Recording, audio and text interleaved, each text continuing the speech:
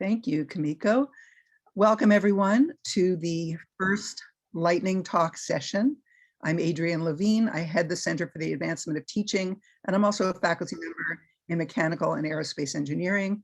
And I am being joined by Kamiko Haas, who is aiding with facilitating the session.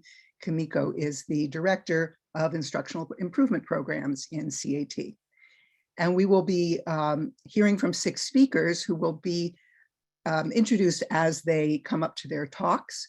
They've all been thinking about how their remote teaching went and what they've learned from that experience that they're going to take forward into their future teaching, as I'm sure many of us have been thinking.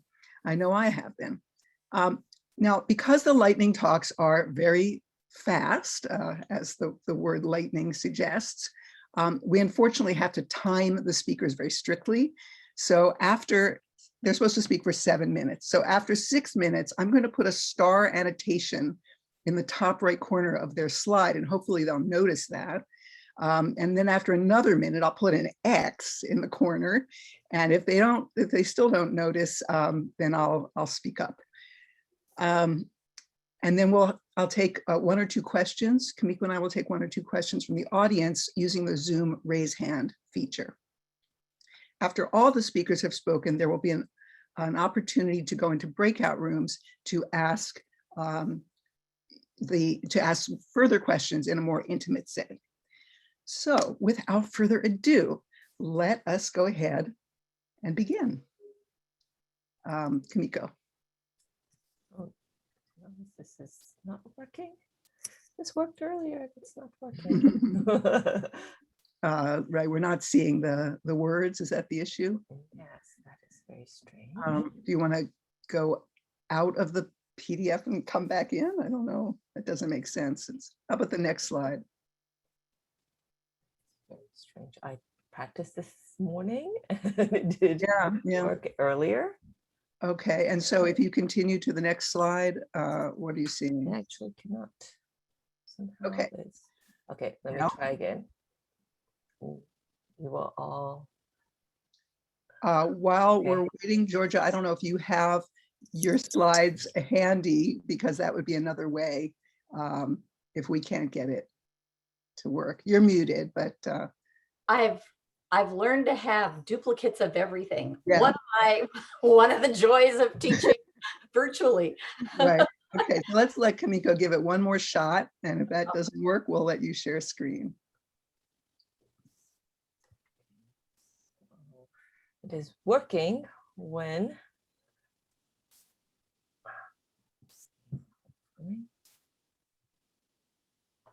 there we go. Okay. Fantastic.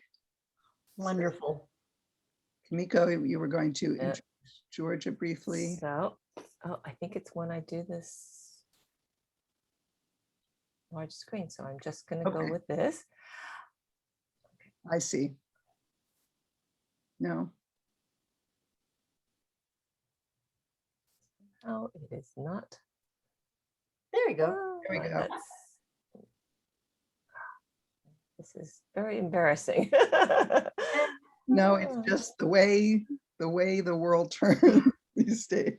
It's one of the things we've got to be prepared for at all times. Fear not. Okay, my apologies to everyone and to Georgia. Sorry about that. I would like to introduce you to Georgia Leap from, let me see, I had all my notes here and I'm getting really. From social welfare. Thank you. Georgia, why don't you go ahead? Yeah, I'm happy to be here to discuss this, and more than anything to listen. And I think everybody understands this has been a challenging year. I do want to note, I had a class of 314 students and I taught them, you're not able to teach via Zoom, you teach on webinar. And it was a wild experience from day one. So very briefly in this lightning round, here's what I've learned, and I hope there will be more questions. Next slide. These are all quotes from my students, things that they said or emailed or that someone else told me a student shared.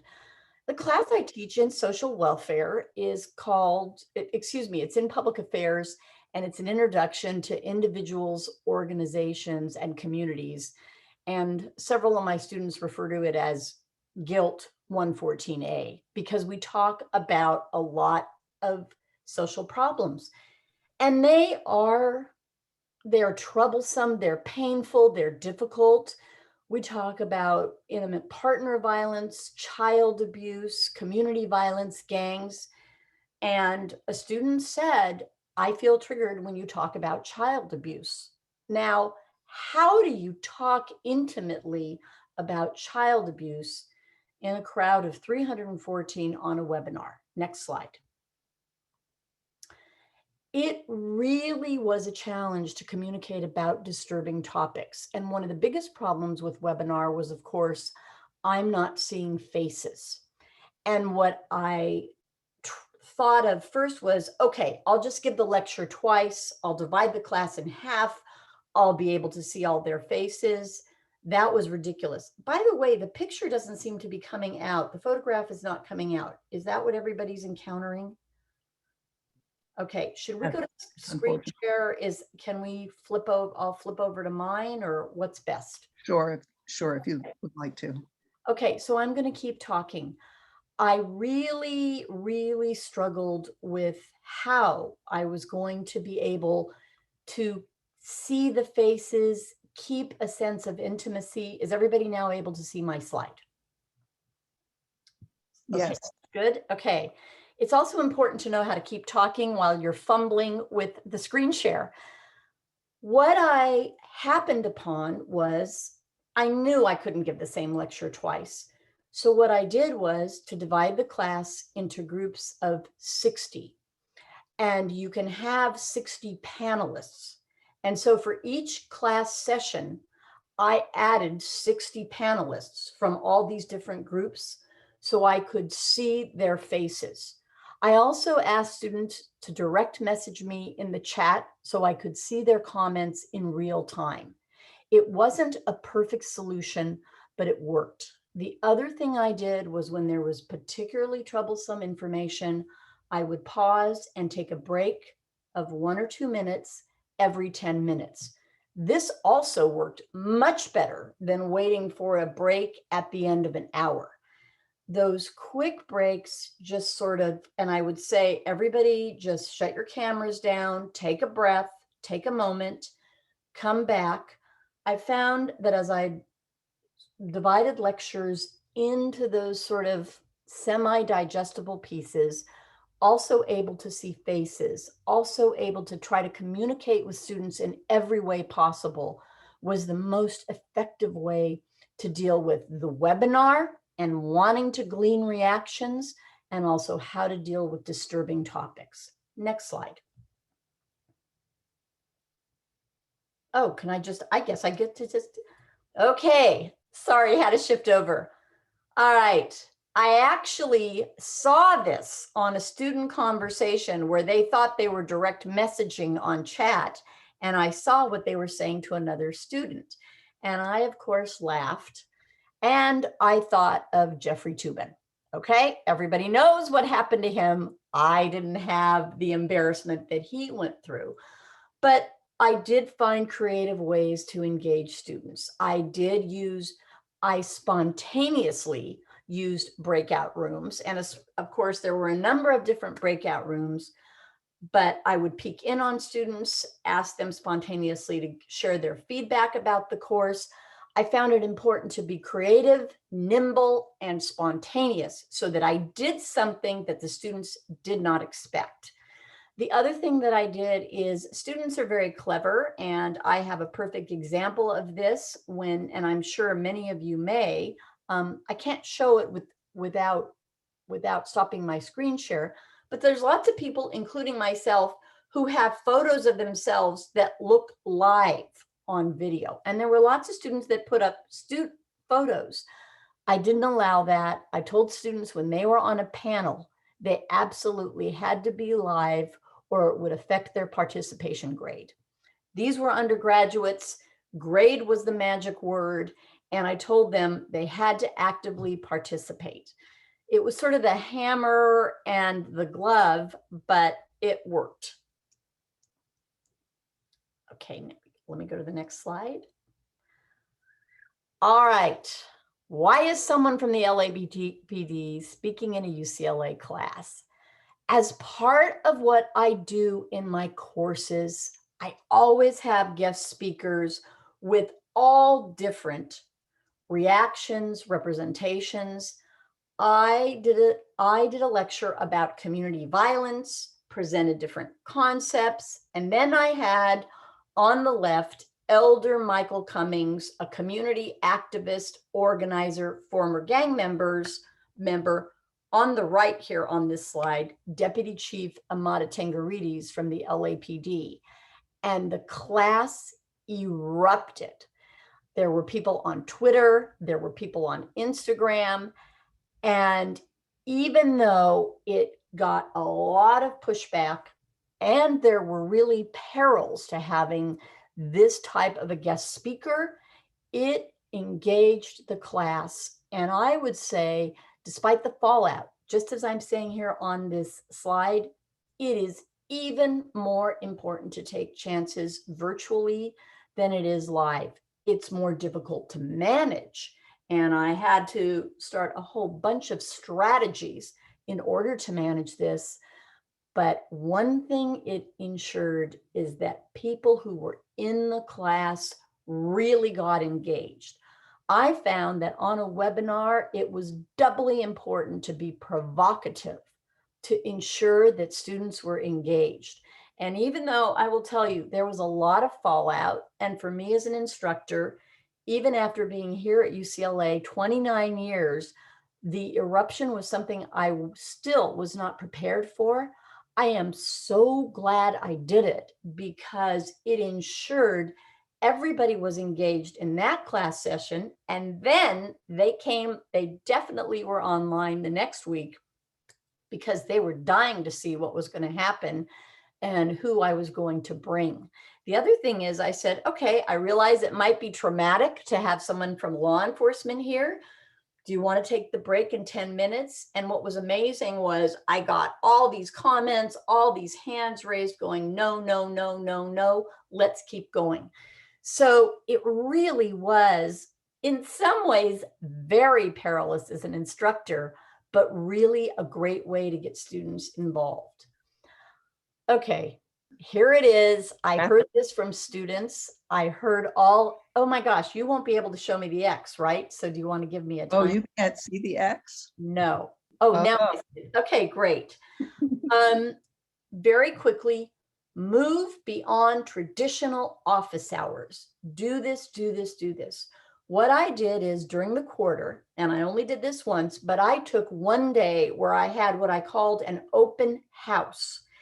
And I was online from 9 in the morning to 5 at night. And my husband brought me food and drink. It wasn't like being in a voter line in Florida. My husband brought me food and drink. And I stayed online and students could come and go and talk to me about anything. They didn't have to talk about class content. And it worked absolutely beautifully in keeping the students connected. And also, once again, conveying this sense of intimacy and involvement. Okay, there we go. Thank you so much. Let's take one question for Jorja. Can I see raised hands? One raised hand. Anybody? Okay, I've got clapping. Yeah, that's what about being the first one to go. There was a question in the chat from Kathy Pohan. Would you like to ask that question, Kathy? Oh, yeah. Well, I actually think that I understand now. I got thrown by 60 panelists, but it became clear soon. Yeah, that sounds like a management challenge. It looks like this. I mean, obviously we've got 22, so it was larger, and you have to insert their emails, and there's a way to do it, which I'm happy to share via email. But you see the 60 faces in front of you because on the webinar, it is so alienating that you're not seeing anybody. And it was a big class. It was a class planned when everybody believed COVID would be over. So it was a big class, and I literally went crazy not being able to see those faces, even like as I'm seeing yours. So it was, I also love what Veronica said. I've seen this behavior in faculty meetings as well. Let me tell you, faculty are the #1 offenders. So. Wonderful. Well, thank you so much, Georgia. And Kimiko, I think. Yes, so thank you, Georgia. And speaking of Veronica, I believe that our next speaker is Veronica Santos from Mechanical and Aerospace Engineering. And I do believe I have your slide here. All right, let's go for it. So today what I'm going to be presenting very briefly are some practical tips for teaching tech-savvy students. And I believe that the agility that students have with technology these days is way different than what I had when I was a pencil and paper student with chalkboard. And so their expectations of us are just raised. And so part of, teaching might be helping to manage their expectations, but I also feel like raising our game is also important, especially in this remote learning environment. Next slide, please. So prior to remote learning, I was able to be very agile with online polling tool, which is created by UCLA. That was our Wi-Fi enabled clicker system. I incorporated YouTube videos for real world examples of dynamics concepts in my undergraduate courses. I was teaching undergraduate courses that are about 80 to 90 students at a time. I was using CampusWire for our Q&A platform. I was using Gradescope. I've been using that for years for transparent grading. But next slide, please. What I found was that there was still much for me to learn. And so I just want to show you the setup that I created over the past year in my dining room. And what I have are an extended desktop on my tablet PC, which sits on this tripod in front of me. I have a special tripod mount for my webcam, so I can kind of look at the students when I'm speaking to them, when I'm not looking down at my screen to write. I also found that I needed an external microphone to enable accurate voice transcription. My built-in microphones just weren't good enough. And then in addition, before the pandemic, I already had invested in this very large touchscreen monitor. It's just an extension of what I already do with my Surface Pro. I try to minimize my use of the mouse. And so it was natural. I brought it home, I set it up, and I use that primarily for the PowerPoint slides and my handwritten notes on PDF Annotator. And with this tablet comes a stylus, so I can do handwritten notes that I can save and post as PDFs. And with all of this, managing the Zoom, the PowerPoint, the PDF Annotator, I had to learn some superhuman task switching. Next slide, please. So I have a few practical tips that I want to share for Zoom, and this was just because I think sharing them and hopefully preventing people from enduring the nightmare that I endured in the fall would make me happy. I survived the spring 2020 remote learning, and I thought I did a decent job as reflected in my teaching evaluations. And I took the same techniques and I tried to apply them in fall 2020. And all of a sudden, everything broke. My first lecture, I was kicked out about 4 times. It resulted in about 4 different partial Zoom recordings for my first lecture. It was just not a very smooth delivery. And what I found was that no matter, if you think you have your methods down, if Zoom tries to be, extra helpful to soup up their software and you don't know what they're doing under the hood, it can break things. So that's what I found. I was, running my task manager, trying to figure out maybe I'm overloading my computer. And what I finally found, along with some blogs online, is that Zoom automatically assumes that you have hardware that is acceleration compatible. So it turns on all these bells and whistles for video processing. And once I turned that all off, I had decent, I could survive a 2-hour lecture, no problem. And students and also my recording reflected that my video quality did not suffer. So this slide just shows a bunch of things that you can turn off without degrading the quality of your delivery. Next slide, please. Other tips include closing all unnecessary software, including my browser windows. I didn't think it was a big deal to have Firefox open, but that was a huge memory hog that taxed my system. I turned off cloud synchronization. If possible, invest in a hardwired Ethernet connection just for that smooth audio video transmission. I also gave up recording lectures to my own computer and started doing it to the cloud. So you don't have to worry about local hard drive space. It doesn't cost you processing time and resources to process the file that comes in native Zoom form to get that MP4. Zoom will just do it in the cloud for you. And also it begins the voice transcription process while you're lecturing. And so that transcript is ready almost immediately when your lecture is over. And then you can simply embed that right into your CCLE course website. I also found with my extended desktop, my Surface Pro being offset, I had to squint to see what students were telling me in the chat window, but you can easily change the font size in that. And finally, for breakout rooms, with my undergrad course, I thought I would help with student engagement by creating teams of them and having them perform or compete as clicker teams.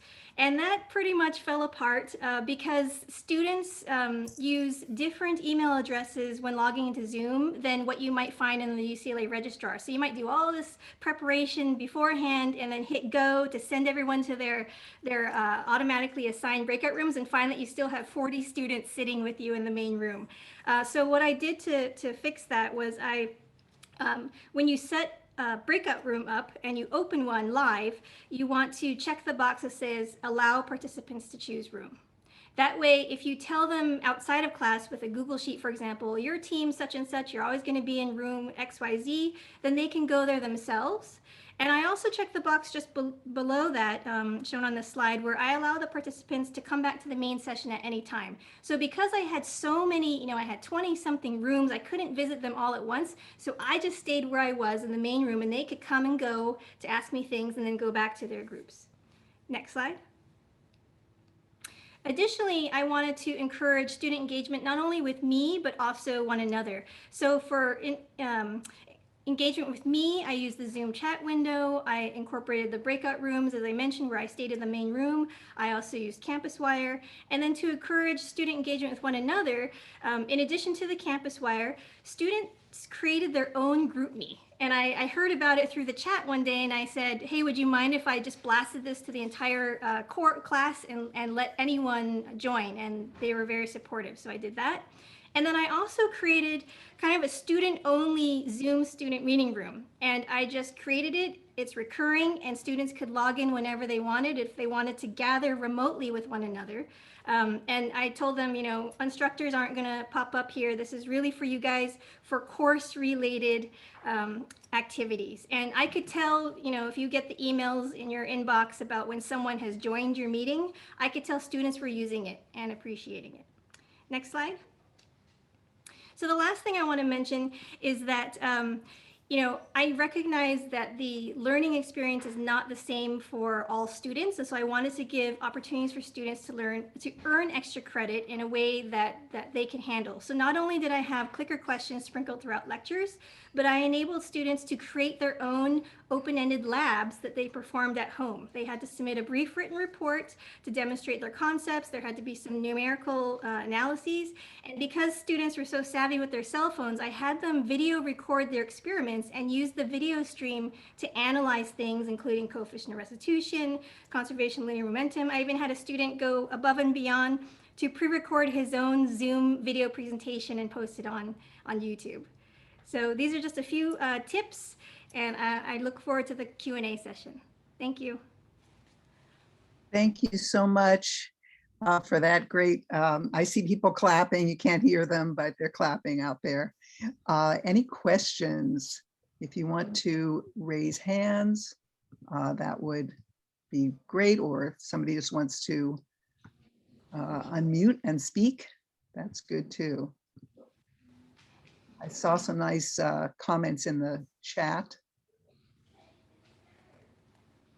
Carissa, go ahead and unmute. Hi, Veronica. This has been so helpful. Thank you. I love these open-ended remote experiments. What was your grading rubric like for this? Like, how did you ensure that, I guess that everyone had like accessibility to kind of measuring these experiments, but you also got something that was like a rigorous assignment out of it? Yeah, that's a great question. That accessibility and equity was something that was really at the forefront of my mind. So you can see there's a student on the lower right-hand slide who could tap into his family, could go to the ocean, all this stuff. And then there was a student like shown in the second image from the left, coefficient restitution. I said, get a piece of paper, draw some lines on it with a yardstick, and drop a ball. And I mean, pretty much everyone has paper and a ball and can do this. So I made it accessible. I told them, the range of extra credit that they can earn on top of their course, whole course grade. And it was typically the amount of, maybe 1 to 2 weekly quizzes. So if they felt that they had trouble on an exam or a quiz for whatever reason, that they could kind of make up for it this way. And so I required them to write out and describe the concepts that they were demonstrating. They had to write out the symbolic equations and explain them in words, and then actually show me data and handwrite solutions and provide video recordings that support the data analysis. So that's one thing that they were learning, how to take their own data and pull things out from screenshots. And the record player one was really fun because that student just really loves old school records, and he came up with this idea of dropping different types of records on with and without an extra weight in the center, and he found this online app that you use to calibrate your old record player. So he used that to measure from a top-down view. You can see the little red tabs there, a top-down view to measure the resulting angular velocity and then the effect of different mass moments of inertia on that. So I just thought I was so impressed with what the students did, and I tried to make it, allow them to their own passions and, resources guide that. So awesome. Thank you. Thank you so much. I do see there's a raised hand, but I don't think we have time for another question. So you can go into the breakout room later and ask your question. And now we can go ahead, Kamiko. Okay, thank you, Veronica. I'm going to introduce the next speaker is Jorja Abe from management. And yes, you are unmuted, so please go ahead. Well, I guess Kumiko is one person who could pronounce Abe correctly, so it's very good. Okay, my name is Jorja Abe. I'm a lecturer at the Anderson School, and we've been teaching at Anderson both hybrid and fully online for quite a while now. So I think we maybe have the fortune of having a head start. Next slide, please. Next slide. Okay, so this is our setting. Just show you, it's quite different from what you saw before. Our students are on the order of 30 years of age. They have access to Zoom at work. They're pretty experienced on Zoom. The classes, both online and hybrid, consist of 3 synchronous sessions. Each is 6 hours in length. So the class I had yesterday started at 9 and ended at 3. We have an hour break, and in addition to that, all the lecture materials are presented in video form. I have 15 hours of video that accompany the 15 hours of in-class time. There's about 60 students per class. The current quarter, I have 54. And I've been teaching this format this is my 6th year now. So, and the reason we had hybrid for so long is that Anderson has students right now enrolled in India. Yesterday I had people in Paris and India both. So my class started at 9 o'clock, and these people were up from like 10 at night to 4 in the morning for class, their time. So anyway, going to online for us, I don't think for a lot of us at Anderson was a big deal. So my slides are very boring compared to what you just saw. So my next slide will be just about my last one. And just some rules of thumb I use. This is, next slide. This is a short list, and in keeping with the time limit, I just have like just a few of them. First of all, with respect to the asynchronous videos, we were counseled early on to have them short, 5-minute kind of things. That didn't work for me. My average length is about 35 minutes per video. And there's a lot of reasons for that. Students did not like the short videos. If you have 15 hours of content, breaking them up into 5-10 minute segments meant they had like 70, 80, 90 videos. And that was just an impossible configuration management problem for them. So my videos are long and they are segmented by topic, and no problems with that for students. Of course, they watch the videos in 1.5 times speed. So it's not 20 minutes, it's like 12. And they do rewind. This is one of the beauties of online, actually, is they'll go back and rewatch some parts of the video 2, 3, 4 times, and that they don't get that in live classes. There was a tool I did use called Zaption, which is written by a professor in psychology named Jim Stigler, which did a beautiful job of annotating videos. He did something very rude in that he sold his company to Workday, and it got buried, and I don't have access to that anymore. Of course, he made a lot of money, but we lost that tool. So I'm going to an open source thing called H5P, which is okay, but I'm told we're going to lose that when we go to Canvas. I do a fair amount of in-class polling. I do not use Zoom polling. I use Poll Everywhere. We've heard some issues, perhaps from Veronica, I guess, about Zoom upgrading features and losing things. Happens a lot. So I use the barest minimum of Zoom possible. And I do like Poll Everywhere because in part you can do polls besides multiple choice on Poll Everywhere. And I have a lot of open-ended questions. I use an iPad, unlike what you've heard before with the Microsoft service and that incredible configuration Veronica had. I just have an iPad. I use 3 computers in class, one to mimic what the students see, one for the control, and the instruction is done with it on an iPad with a pencil. And when I annotate the lectures with pencil, they're saved on PDF files and made available to students. Guest speakers at every class, when you got 6 hours, you got to have a guest speaker. So, and it turns out online has the benefit of making it easier to recruit guest speakers. Instead of a lot of cold calling, I will ask volunteers for cold calls in advance, and that reduces a fair amount of tension, and it gets people volunteering a lot. I get a lot of volunteers for cold calls. And after class sessions, after the 6 hours, we have a happy hour, and I do grab a beer, and so do the others. I'd say about a fourth of the students actually show up for anywhere from half an hour to 2 hours after the class is over. And of course, there's also optional office hours every week. Next slide.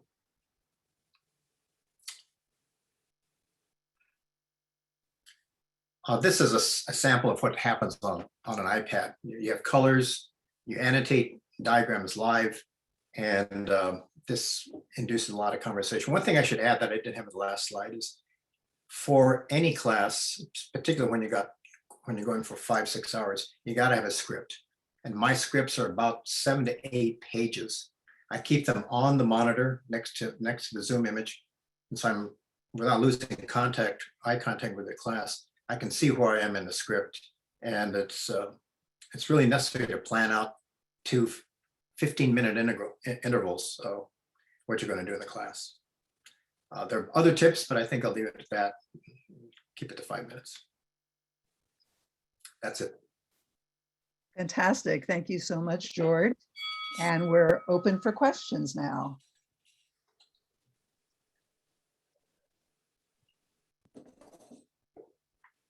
Well, George, I have a question for you. I saw one from Carissa Eisler. Oh, I think she was clapping.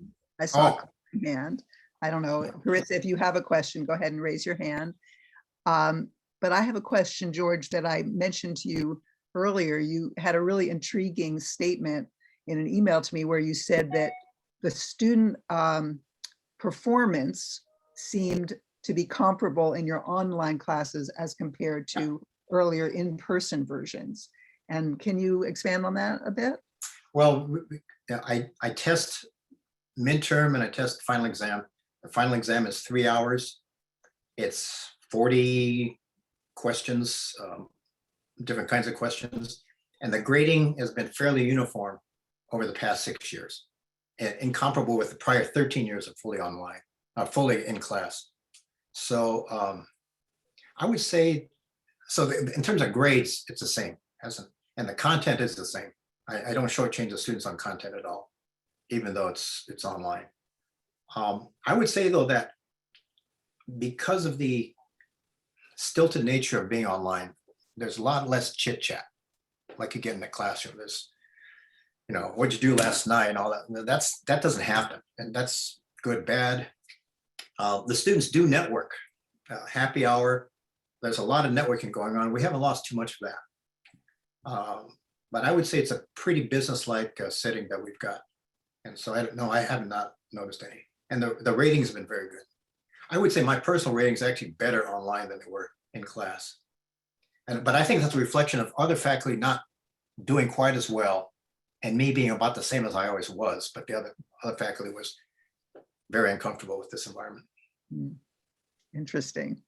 Yeah, I really appreciate that you made a point of noting whether there was any change in student performance depending on the modality or the delivery. Well, the prior dean asked us to measure that. Judy Olean was concerned about that, so before she left, she. Very good. Any other questions for George? I'm not seeing any raised hands, but a nice conversation going in the chat. I've got some direct questions if you want me to. Oh, yeah. Well, yeah, you could take one. If there's a minute, There is. Someone asked me about the process for getting volunteers for cold calling. A week before every class, I send out an announcement as a reminder, there's class this weekend. Right? Here are the class questions, and do your homework and all that stuff. And then I say, I will accept volunteers for the case questions. The case questions I posted on CCLA. There's 20 of them roughly per week, per session. I say, pick one. And they say, okay, I'll take number 14. Say, okay, it's yours. And on my script, I note that Jesse Allen's going to get number 14.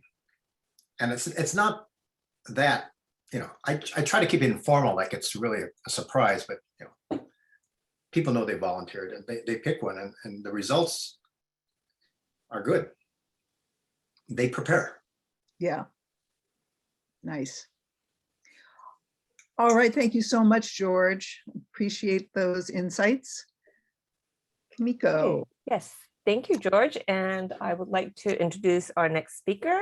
Is Carrie Spratford, and she said she would like to control her own slides. So thank you, Carrie. Thank you. Hello, my name is Carrie Spratford, and I'm here to share my experience in converting an in-person undergraduate lab course into the virtual format over the course of last year. The course that I teach is called Biomedical Research 10H, or in short, BR10H.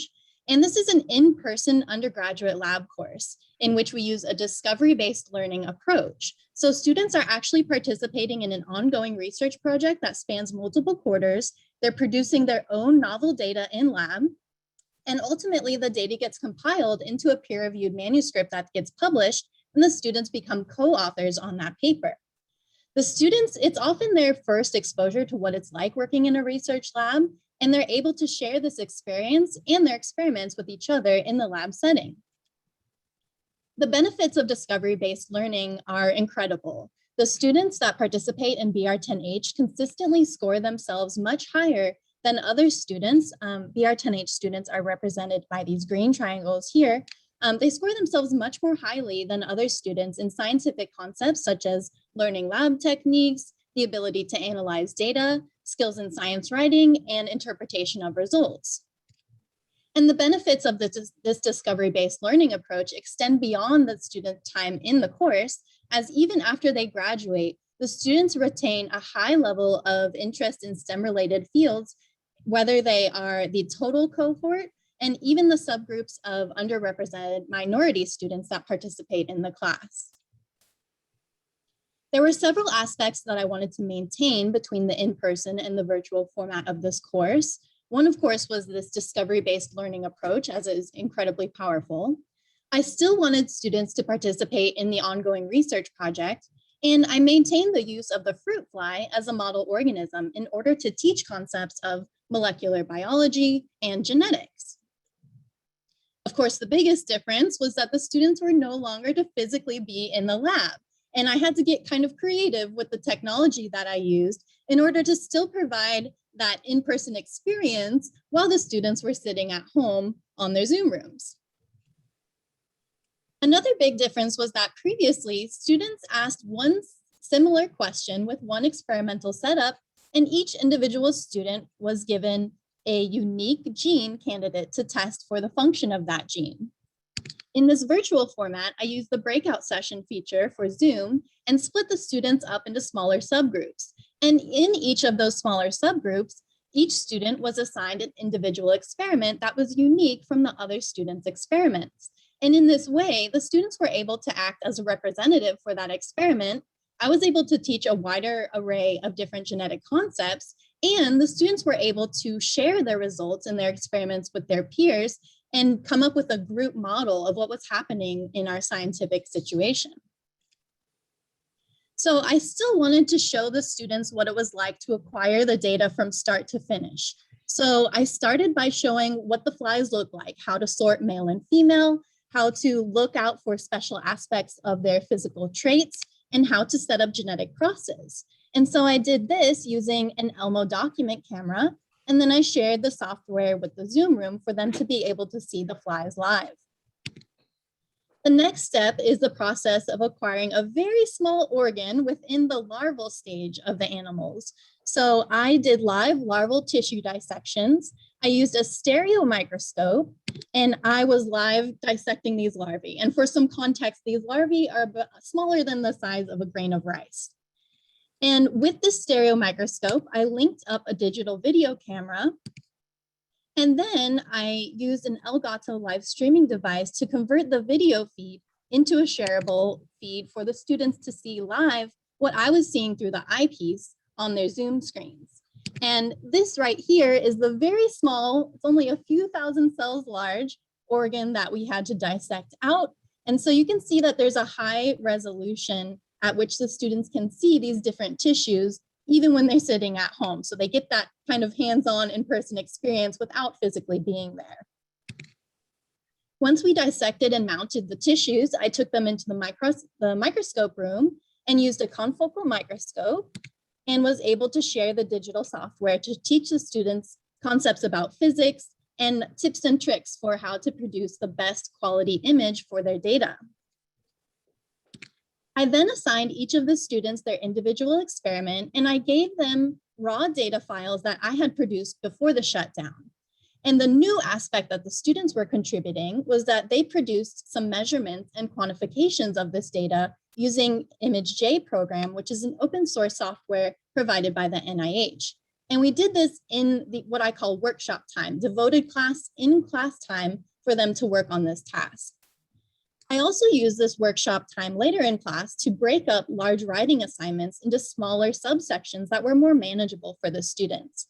Their midterm was an NIH-style grant proposal using the experiments and data they produced, and then they also incorporated those ideas into a cell-style manuscript for their final. And in this workshop time, students would go into their breakout groups. I would give them a few topics to discuss, and they would brainstorm the terminology and language to talk about those particular concepts. We would share them in the bigger group, and then all of the students were able to use these brainstorms and incorporate that language into their larger writing assignments. I noticed a lot of positive outcomes of this virtual format of BR10H. Students expressed that even though the course was extremely challenging, it was valuable and worthwhile to work through that challenge to produce those larger assignments. Even though they didn't produce the images themselves, they still felt ownership of data as they were representing that particular experiment for their group. And they were able to understand very complex concepts of genetics and molecular biology by the end of the course, making huge improvements in their discussion and communications of these concepts. And importantly to me, the students increased their overall interest in the subject of biomedical research after taking the course. And we're currently conducting a two-part assessment of the virtual format of BR10H. I'm doing a student self-assessment in collaboration with Casey Shapiro and CEA regarding students' access to technology, learning environment, and their previous research experience. And I'm working together with Leslie Sherwood and UCLA Writings Programs to conduct an independent writing assessment. And through these studies, we're hoping to better understand which adaptations of the course worked best which types of students are we best serving, and how can we further improve this virtual lab format? And I'd like to end by just saying that we're incredibly excited about this virtual format of this lab because this can easily reduce costs for lab courses. It can be adapted to many different model organisms, not just fruit flies, and it can be adapted to answer different research questions. This can now allow for expansion and collaboration with community colleges. And in general, I believe that this will increase the ability to use this discovery-based learning approach to reach a more broad, diverse range of students. And with that, I'd like to thank you for coming to my talk, and I'd be happy to answer any questions you have. Thank you so much, Carrie. Thank you. Do we have any raised hands? Oh, I've got to get rid of my Recording in progress as it flies and impinges onto the earth. Okay, so there is a question in the chat. Kathy, do you want to ask your question? That was the same thing I wanted to ask. Yeah, I think that the studies that are ongoing in terms of this course and the strategies that have been used might answer some of these questions. But yeah, I was just thinking, as one of the things we're thinking about from a teaching and learning center perspective is how do we get faculty to think about and retain those best practices that have worked in the remote environment. So I wondered which ones you're convinced you'll keep, Carrie. Oh my goodness, there's a lot of aspects that I think I will keep, even in the in-person format. One thing I think someone touched on earlier was, I think it was Jorja, the virtual office hours was wonderful. I think that's incredibly beneficial for students who are commuter students, and it's difficult for them to get to campus compared to other students who are living on campus. So I think it's providing a lot of accessibility when we offer those virtually. So I definitely want to maintain that. And I also want to maintain the small breakout group style of experiments where it's not just one big experiment for all of the students, but each student kind of acts as a representative for their own data, because I think that gives them increased motivation to have that personal ownership. And so I'd like to maintain that as well. But there's a whole bunch of things that I want to maintain that I'm not sure I have time to describe all of them. I think we have time for one more question, and I see Chris has raised his hand, Chris Mott. Thank you very much for really enlightening presentation. I'm intrigued by your partnership with the writing programs, and I'd love to see that. I'd like to hear more details about what they suggested or what was your impetus for contacting them. Yeah, so the self-assessment aspect is great. It's wonderful to get the students' own opinions on how they felt about the course and what aspects they thought were beneficial. But it's even more powerful, and we'll get more robust information with this independent writing assessment. So Leslie Sherwood is the faculty coordinator for that, and there are 3 undergraduate PLS who are going to score. There's a first draft and a final draft of the midterm proposal, which is the NIH style grant proposal. And in between those 2 drafts, the students received very detailed, meticulous feedback and suggestions from me and the TAs that they incorporated. And I only graded the final form by rubric. The first draft was just like completion based. So it gave the students a chance to incorporate the feedback, especially because this is one of the students' first times ever writing in the scientific format. There's lots of little details that they need to know and incorporate. So we're basically assessing what level of progress the students made between the first and final draft. And we'll be able to integrate that information with the student self-assessment that CEA is performing to understand like which types of students progress the most, and how can we help those students that aren't progressing as much. Thank you. Thank you. Thank you. And Kamiko, I turn to you. Oops. Okay. Thank you, Carrie. And I will to introduce our next speaker, Kristen Choi from Nursing and Public Health. And Kristen has also asked to control her own slides. No, I think not. Oh, no, she has. Okay. Kristen, I can't hear you.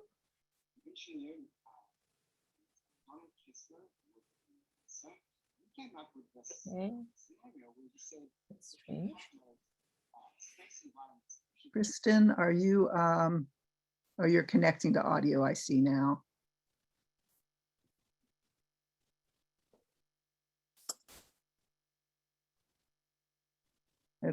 That's good. It's, you know, keeping us real.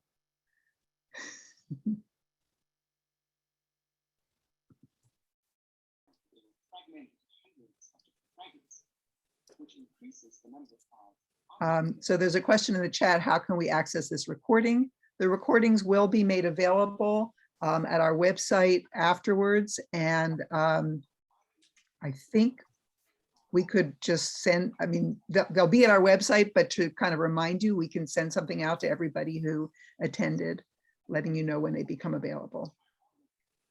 Kathy, you'll be able to access it from UCMR, so it'll be public. How's it going there, Kristen? You're muted now. You're still muted. How about now? Can you hear me now? Yes, beautiful. Okay, Fantastic.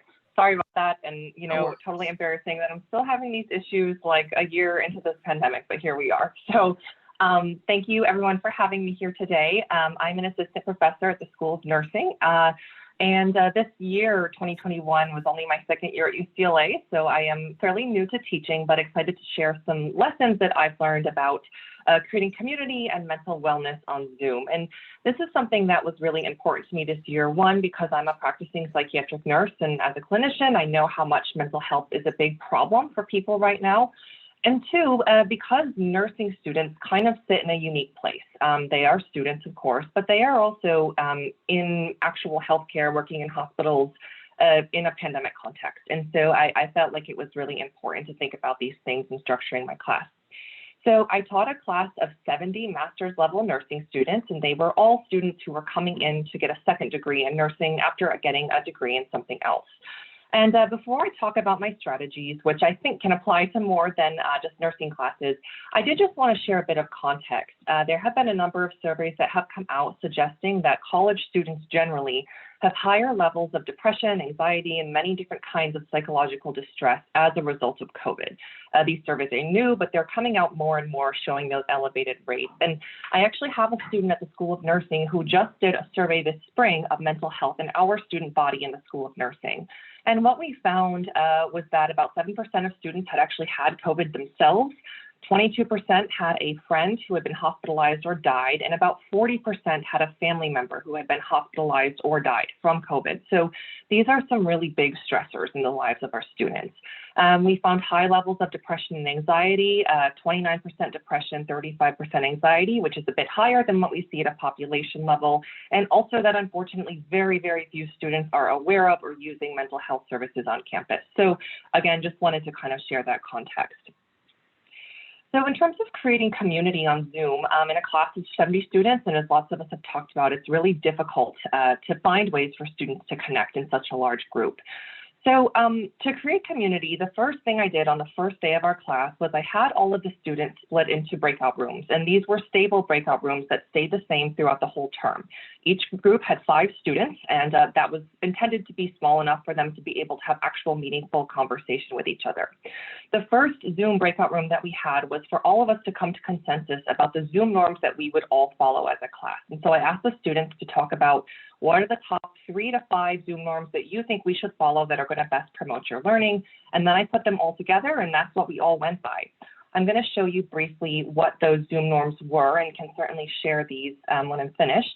But, you know, they were surprising to me. The students really wanted everyone to have their cameras on. They felt like that was helpful for creating community and helping them stay focused. They wanted people to come to class and participate. And they wanted to use basically all the Zoom tools that were available to engage, and also a number of other norms around being respectful of others' opinions and such. But really, the students, the takeaway from this was that they all decided that they all wanted to engage in Zoom fully and use all the tools that were available to us. I also use a polling tool. Some of us have talked about polling tools already called Mentimeter to allow students to get to know each other in the class. I'll show some examples of this when I go forward. I also tried to bring current events into assignments. It's a health course, and of course, in a pandemic, we had a lot to talk about, but that really helped the students feel connected to what was going on around them. For example, one week I had our intro question in the breakout rooms, share something new you learned about the coronavirus pandemic this week. And those sorts of questions help students get to know each other as well as engage with course concepts. I played music during breaks. That was a major hit and they loved it. And I already mentioned the stable small groups and having some discussion questions that let students get to know each other. So one thing that I did on Mentimeter every week was I had at the beginning of class a poll that said what was the best part of your week, where students could type in text and just share something nice that happened to them that week. And at the end of class, I would show the responses. This in Mentimeter, students can enter text and it'll scroll through all the responses. And this became a really fun thing that we did every week that students really looked forward to. And it was great to see different things like getting the vaccine, seeing a new president come into office, all kinds of things that were exciting to students over the course of the term. This is another example. One of the favorite Mentimeter polling tools is the word cloud. These are really fun and a good way for students to put in text. And then, of course, the bigger, most common words will rise to the top. And so this is an example of a word cloud we did, and the students really loved these for getting to see how others in the class were thinking. This is an example of my music slides. We played through Barack Obama's playlist on all of the breaks, and students also gave music suggestions. And then for each lecture, there was a different theme for a different area of UCLA's campus with photos of campus to help us feel like we were kind of connected there. In terms of the small groups that we did, I mentioned that they were stable and they also had a sense of identity. So each group was given the name of a different national park or landmark in California, and they really liked this. So students would come in every week with, pictures in their background of their groups. I had one week where the Sierra Nevada Mountain Range group came in with Sierra Nevada Brewing beer logos behind them, but this was really fun and the students really liked this and kind of formed a sense of identity around these different groups that they were a part of. So that's the creating community part. And in terms of mental wellness, I think there were a couple of things that I learned mostly from students' comments to me about what helped them feel like I cared about their well-being. So one is to maybe consider having an explicit mental wellness policy in your syllabus. I will show an example of what this looks like, but this is a really good way to communicate to students that you care about what they're going through. Next is to share resources. I'll show a slide on this, but again, many students don't know all of the many mental health resources that exist on campus here at UCLA. The next is practice what you preach and be really specific and make sure that what you're saying about how you'll accommodate students is actually going to be honored. I talked to a lot of students who said, professors started and said, I'll be accommodating, let me know if anything comes up. But then it was not clear what that meant, or when they did ask for accommodations, it turned out those accommodations were not the kind that would be supported. And so I think it's really important to think about whether what we're saying actually matches up with our actions, and then being really clear about what that looks like. And so for me, what I offered the students was they all had the option for a one-time 24-hour extension on any assignment during the quarter. In reality, I just moved every assignment's due date up one day so that it didn't really matter whether they used it or not, but it made them feel like they were being looked out for. I'm running out of time here, so just to wrap up, this is an example of a wellness statement that is from a professor of sociology at Brown. I won't read the whole thing, but can certainly share the slides. And then this is just showing how low student awareness is of mental health services and that can be really helpful to share with them. So I'll stop there and, I just hope that this was helpful and that some of these strategies can be useful for others. Happy to take any questions. Thank you so much, Kristen, and we are open for questions. Chris, I think yours is clapping, not raised hand. Appreciate that. Chris, please go ahead. It's so important that first day to set the tone, and I'm interested in your icebreaker techniques on the first day. How did you handle that first day? Yeah, that's a great question. Yeah, so like I mentioned, the first thing I did was have the students go into breakout rooms and, introduce themselves and then kind of talk about the Zoom norms. And I think that was a really nice way to get started because it let everybody sort of process what they had experienced in other classes and think about what was best. The other thing that I did the first day, I didn't show this, but I had a pretty long Mentimeter poll where I had the students just show a variety of questions about what time of day works best for them, how long they like to be on Zoom, different questions about just their learning style. And they got to see in real time as the class responded to all those and kind of got a sense of how the whole class wanted to learn. So that was kind of how we started things off. And I did also read to them my wellness policy, which I have explicitly, which also I think helped communicate just that I would try to be flexible as much as I could. And a quick follow-up to that.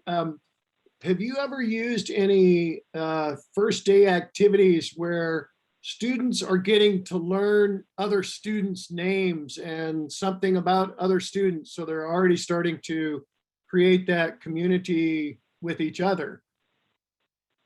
Yeah, that's a great idea. I haven't personally, in this class, we just did it in breakout rooms, but I have thought a lot about how if I were to teach this on Zoom again, how I could help the whole class get to know the whole class. We did go through a process where after the breakout rooms met, we rotated through a list of who would report out such that every student in the class had to report out to the whole class at least once and say their name.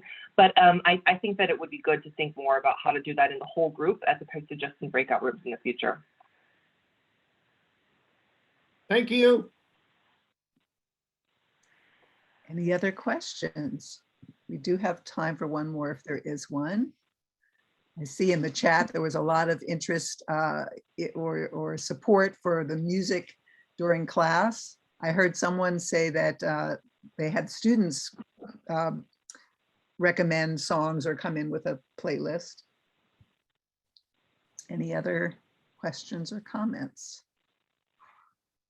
Okay, well, thank you, Kristen. That was terrific. Kamiko? Thanks for having me. Yeah. Hey, thank you, Kristen. Our last speaker is Jay Phelan from the Life Science Core. And Jay will also control his screen.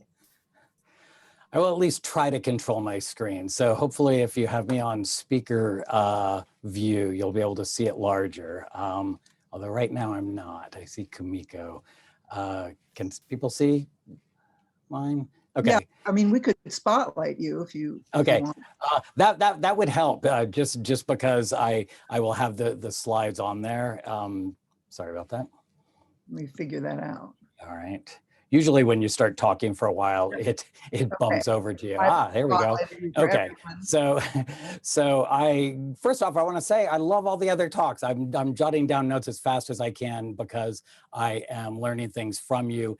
I believe a lot of you probably already know this, that there's a ton of research in the world of business and technology on how constraints can really foster creativity. And in particular, there have been these studies showing that you can really get better at innovation when you are forced to. So at least for me, I've been happy to find that I'm being nudged harder to try new things. I get afraid to try new things. So one of the first places that I've started here, people have just been mentioning, is you start out with your syllabus. Something that I'm going to be keeping is this idea that my syllabus should be more positive.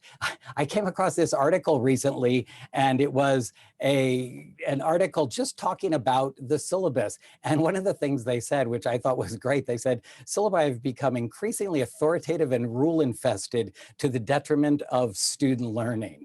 And I've looked at a lot of syllabi and I can vouch for that. I hate when they suddenly start to look like a legal document. One of the things that I've done, I've just added a few paragraphs to it, but things where I say, I hope you'll find answers. I hope you'll be spurred to ask more. I hope that you'll see that biology is creative and it's fun. So these are things, they don't take that much, but I think telling the students also something like this, where you say, I look forward to getting to know you. I want to hear your feedback. It's important to me. those things are, I think, easy to do and useful. Something that is also super useful, not quite as easy to do, is this. I found that it's nice to make a welcome video for students ahead of time where it's just posted to the course website. But what I do on it is I tell them some things about myself, that I'm really interested in this question about what scientific literacy is. I also tell them about the topics that I think are part of scientific literacy and that we're going to look at. Then I also talk about things like who are the people in science that I respect and admire. I think it's important for them to see that I have heroes. I have people that I look up to. I have kind of role models as scientists. And I think all those are fun. And you can do it in a video ahead of time. So on the very first day, you've already made a slightly better impression on them, I think, than them coming in blank. Now, some of the things I've done in terms of the actual teaching, I've been really excited about. And in particular, I started with this idea. I teach these science classes and everything was really this gritty, critical thinking, problem solving. And I started to develop some assignments that were like self-reflection assignments. So here's one in particular. I have 4 of them over the course of the term. They post their response to the discussion board, but it said this: I'm not a science person. Why might you or someone you know have ever said that? Using examples, explain A, why it's not actually accurate, and B, why it's a potentially harmful thing to say. Because I want the students to have sort of a meta view of the course. One of the things I found in then the student responses, they were remarkable. So one student, I attended student in an underfunded inner city school that I look back on with fondness, but also sadness. By high school, my science foundation was weak. My chemistry teacher said I didn't deserve my college acceptance to UCLA. This played a part in me switching majors. That's really just heartbreaking to me. Someone else wrote this: a harmful thing is that if you consider yourself not a science person, it may falsely convey an attitude of disapproval towards the studies and conclusions of science, which could undermine essential institutions. I like that kind of broader thinking. I did another one then later. I said there were 4 of these over the course of the quarter, where I said science is about telling us when we should change our mind. So describe an instance where scientific thinking has caused you to change what you think. What was your belief and why did you change it? So I'm getting the students to talk kind of, it's a little more touchy-feely than I had ever done previously, but I felt that it created a sense of community, I think, much more than I had expected. An essential element of this whole process was that I make these assignments on the discussion board so everyone sees them. And I also give students credit for responding to other posts. On the syllabus, I say you're encouraged to post thoughtful, constructive, supportive responses to other students. And you get a tiny amount of points, but it turns out that we get great responses. I can totally relate to this. Or someone else says, I love how you mentioned this. It makes me feel less alone in it all. This was so heartwarming to see. I like the way you put your response. I personally have never thought of it that way. One other thing that I've done, I did it as an extra credit project. I got this idea first from Neil Garg in the chemistry department, but it was to let them make a music video. And at first I thought it would just be fun, but it turns out it has tremendous value in terms of getting students to compete for a mate. Incomprehensible. Monogamous system. One-on-one. Mutual investments. No hit and run. If the presence of a trait did in fact secure a mate, then directional selection for that trait is fate. Sexual dimorphism is the name. Males and females look different. They ain't the same. But anyway, you can get a sense of what goes on there. They have to describe things in their own words. And when you translate what you've learned in the class into your own words, that requires some deep processing and transfer of it in a way that now, at first I thought it was just a fun kind of assignment. I think it has tremendous value at getting the information from the course, I think, really integrated with what the student thinks. Another thing that I've assigned are things called photo posts, because I want to discourage incentives or opportunities for any kind of cheating or copying answers or things like that. For this, I'd say something like post a photo of or an advertisement for a product or service that makes a health claim, and then describe what would be evidence and go investigate it. So the students just had so many fun posts. They'd look at, frosted mini wheats have some crazy claims, and they said, no, FTC said these claims are misleading. Or students then would, in their responses, oh, my mom used to buy these, or, oh, I love this cereal. My parents wanted me to, keep my brain going. So they were having a conversation in a way that was really fun. Or they'd post about things about tennis shoe claims, or yogurts being healthy, or even dog food that's supposed to make your dog smarter. But we had a lot of fun with this, and it required them to engage with the material. One last thing, I would have them look at graphs, post a graph from your life. Describe what it's saying. How could it be better? Students posted something about a dating site, or about COVID cases, or things like this, or on their phone. A lot of people talking about apps on their phone, but how they could make them better. And the last thing I'll say is incorporating real world data was also a good thing to do, so they could draw on stuff from their own lives. This is from a friend I've worked with. He said, calculated this thing, weighted average cost of capital of a real company. Think of it as a project you'd get on the job, and include screenshots. So they had to go find the companies.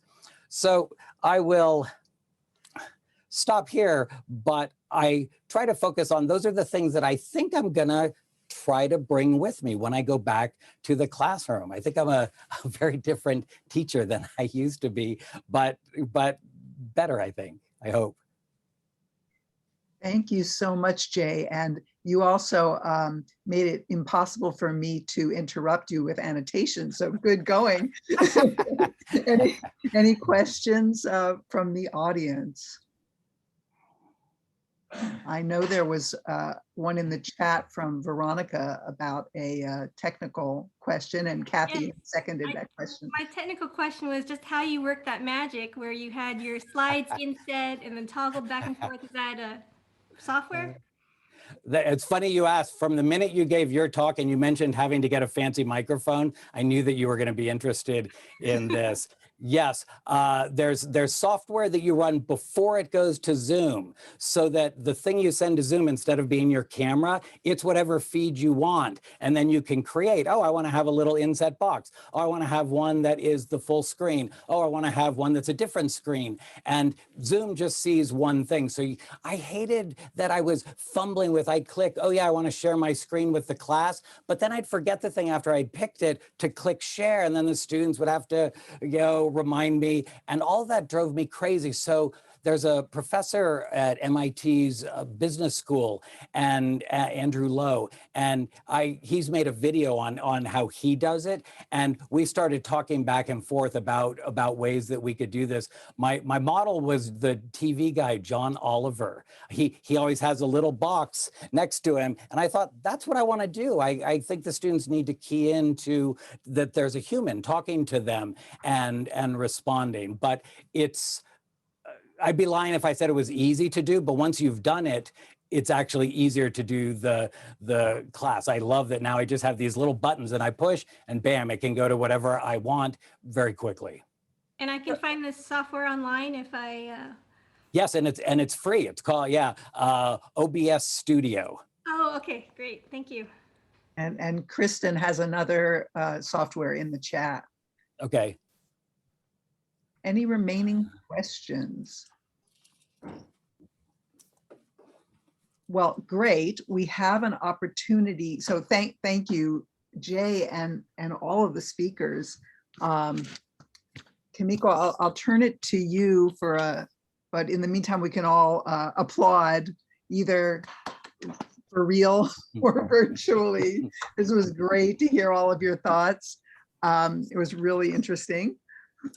And okay, so we have some time, about 15 minutes for you to join the speakers into their breakout rooms. The rooms are named after the speakers. So we will have a room for Carrie and Jay, a room for George and Veronica, and a room for Jorja and Kristen. And the way we have set it up is that participants can join any of the breakout rooms. when you want, and then you can sort of move in and out. And the way you join is that you might have to, if you're, especially if you're on your Mac, you have to sort of hover over where it says the breakout rooms, and it will sort of pop up where towards the right, and it'll pop up join, and that's how you will join. Yeah, you hover where the number, number of people is. Yeah. So I am going to open up all the rooms, and you may come back and then join another room if you would like. So I don't have breakout rooms on my thing below. Yeah, Oh, there it me is. neither. Got it. So if the speakers can be sure to go to the right room, that would be helpful. And we'll see how this works. I've never done this before in an event like this. Veronica mentioned she needed to leave a little early, so I don't know if she'll be in the in that breakout room or not.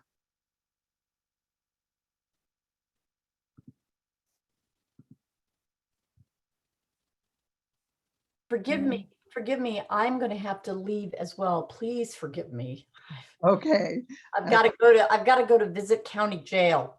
So I'm going to be a break-in. Oh, okay. Thank you. Thank you so much, George. I really enjoyed the talk. Bye. Bye-bye. I am going to stop the recording. Yes, good. So I wonder.